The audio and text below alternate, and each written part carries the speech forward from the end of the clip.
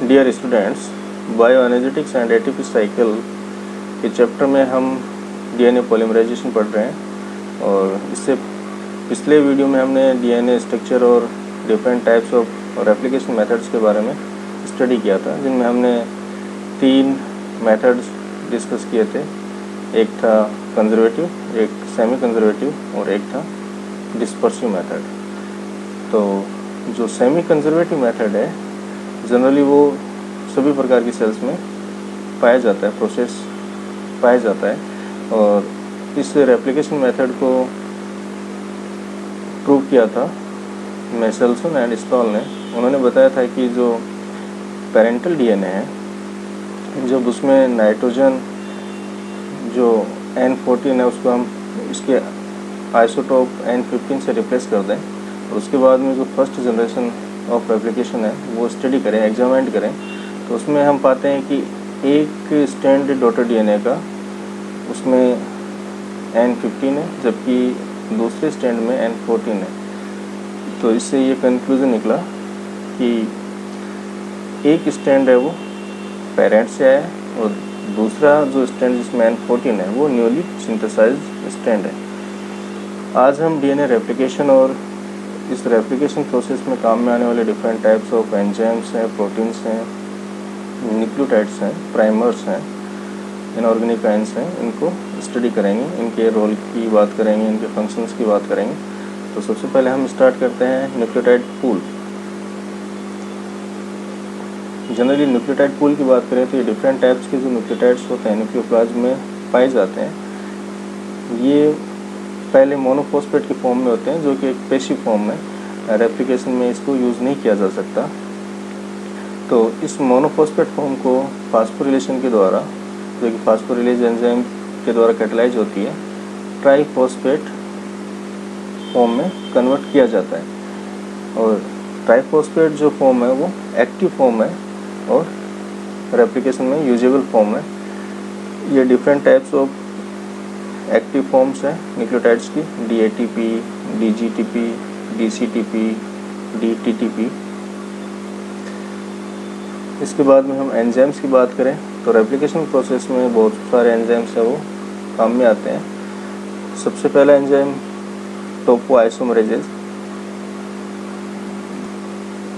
इस एंजाइम का जो मेन फंक्शन है वो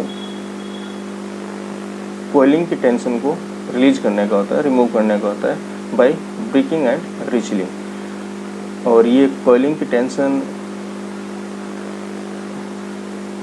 फॉर्म कैसे होती है, इसको हम यूँ समझ सकते हैं कि सबसे पहले जो डीएनए स्ट्रैंड है, डबल हेलिक्स जो डबल स्ट्रैंड है, उस डबल हेलिक्स में एंडोन्यूक्लियस के द्वारा एक कट बनाया जाता है, एक निक बनाया जाता है, और उसके बाद में हेलिकेज एंजाइम के द्वारा जो दोनों स्ट्रैंड के बीच में हाइड्रोजन बॉन्ड्स हैं उनको ब्रेक किया जाता है। और इस ब्रेकिंग प्रोसेस में जो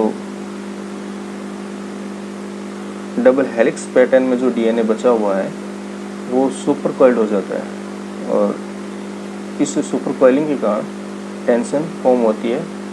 और इस टेंशन को दूर करने के लिए, यदि ये टेंशन दूर नहीं होगी तो डीएनए स्ट्रैंड है वो टूट सकता है।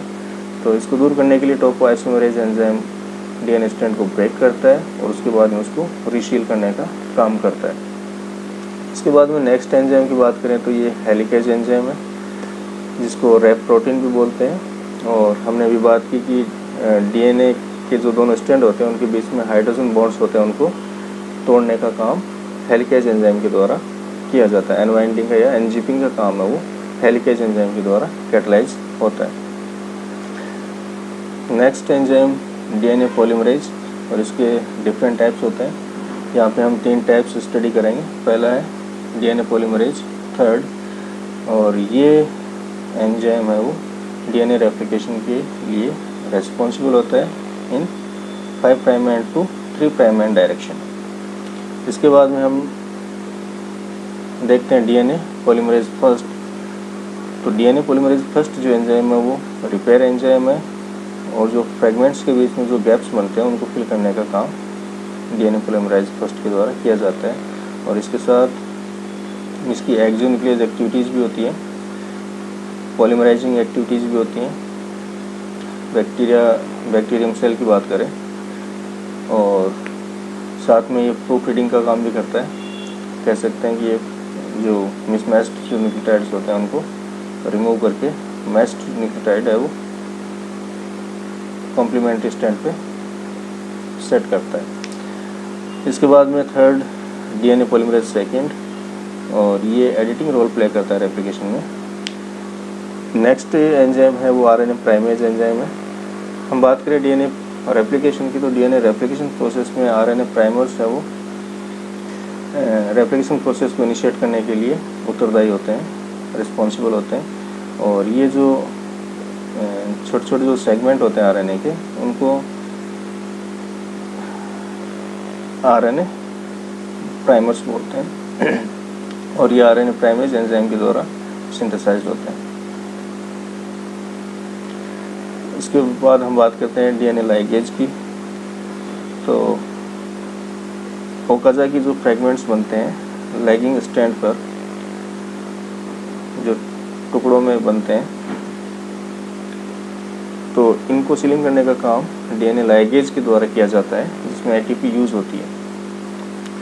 इसके बाद में हम बात करें आरएनए प्राइमर्स की, तो हमने अभी बात की कि आरएनए जो प्राइमेज एंजाइम है उसके द्वारा आरएनए प्राइमर्स बनाए जाते हैं, जो कि डीएनए रेप्लिकेशन को इनिशिएट करने के लिए काफ़ी ज़रूरी होते हैं, उत्तरदायी होते हैं।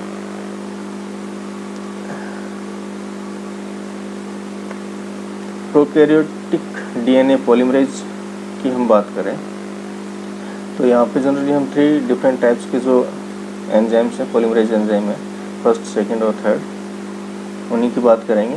पहले हम बात करते हैं बैक्टीरिया सेल की। तो बैक्टीरिया सेल में सिंगल क्रोमोसोम होता है और कोई न्यूक्लियर एनवेलप नहीं होता, और जो ऑर्गेनेल्स होते हैं वो मेम्ब्रेन से बाउंड नहीं पाए जाते। सबसे पहले हम डीएनए पॉलीमरेज फर्स्ट की बात करते हैं। तो इसकी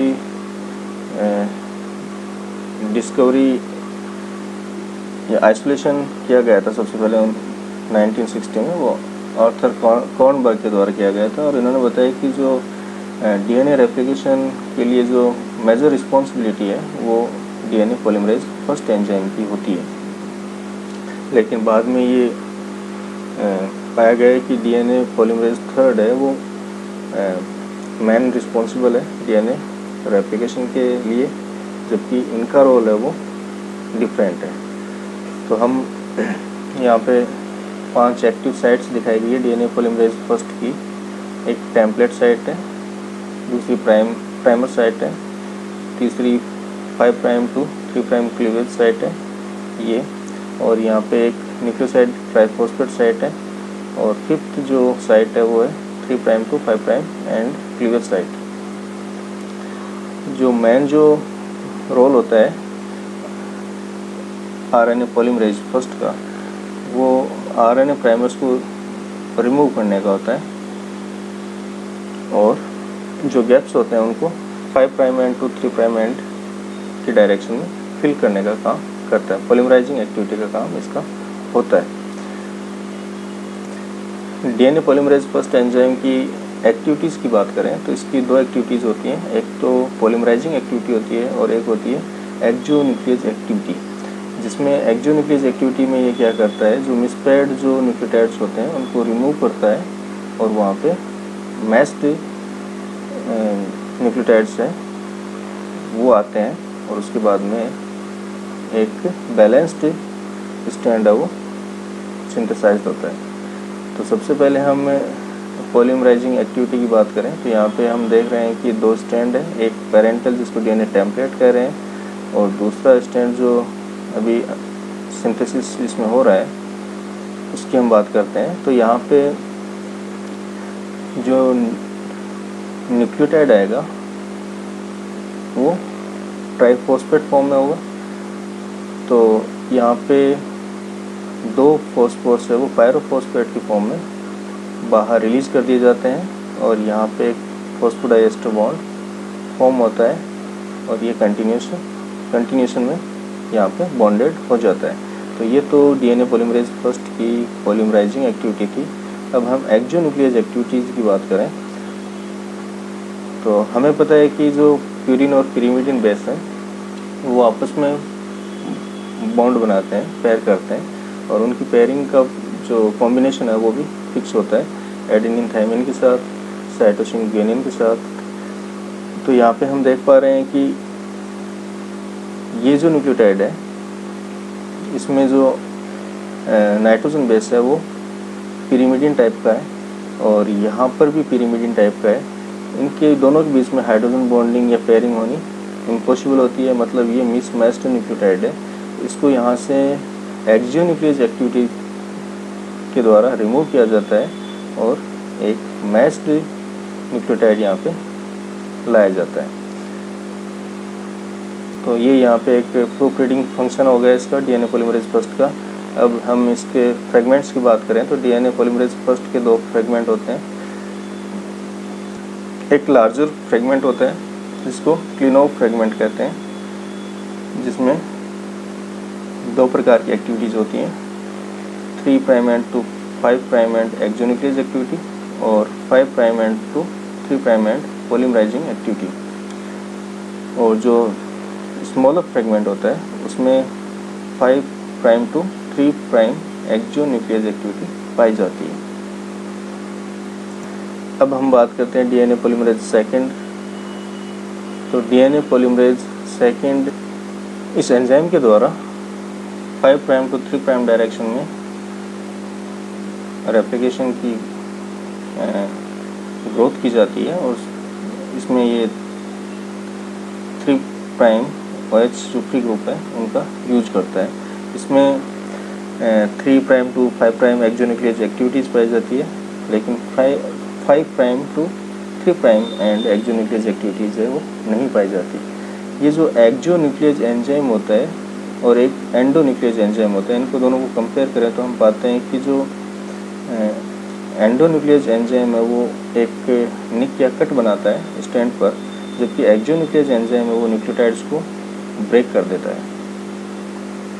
उनका जो फास्फोडाइएस्टर बॉन्ड है उसको हाइड्रोलाइज कर देता है और ये न्यूक्लियोटाइड्स के फॉर्म में रिलीज हो जाता है। हम इसकी एडिटिंग के रोल की बात करें तो जनरली डीएनए डैमेज होने पे इसका रोल है वो एडिटिंग का भी होता है। यहाँ पे एक डायग्राम है जिसमें एंडो और एक्सोन्यूक्लियस एक्टिविटीज़ को बताया गया है। एंडोन्यूक्लियस एक्टिविटीज़ में क्या होता है कि जो स्टैंड है उसमें कट लगता है, सबसे पहले एक कट लगता है और यहाँ से रेप्लिकेशन प्रोसेस है वो स्टार्ट होती है। यदि हम एक्सोन्यूक्लियस एक्टिविटीज़ की बात करें तो ये जो फास्फोडाइएस्टर बॉन्ड होते हैं इनको ये ब्रेक करता है टर्मिनल एंड पे और इनको न्यूक्लियोटाइड्स के फॉर्म में रिलीज कर देता है। यहाँ पे डीएनए पॉलीमरेज की बात करें तो यहाँ पे हम कह सकते हैं कि जो न्यूक्लियोप्लाज्म में जो न्यूक्लियोटाइड्स हैं वो यहाँ अरेंज होते हैं और एक नया स्टैंड है वो सिंथेसाइज होता है, और एंड में जो सीलिंग का काम है वो पॉलीन्यूक्लियोटाइड लाइगेज के द्वारा सील्ड किया जाता है। शुगर फॉस्फेट के बीच में एक बॉन्ड फॉर्मेशन लाइगेज के द्वारा किया जाता है, जिससे डबल स्टैंड है वो कम्प्लीटली फॉर्म हो जाता है।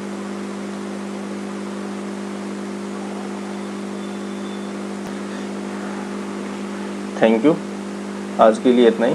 नेक्स्ट वीडियो में हम आगे रेप्लिकेशन और डीएनए पॉलीमरेज थर्ड के रोल के बारे में बात करेंगे।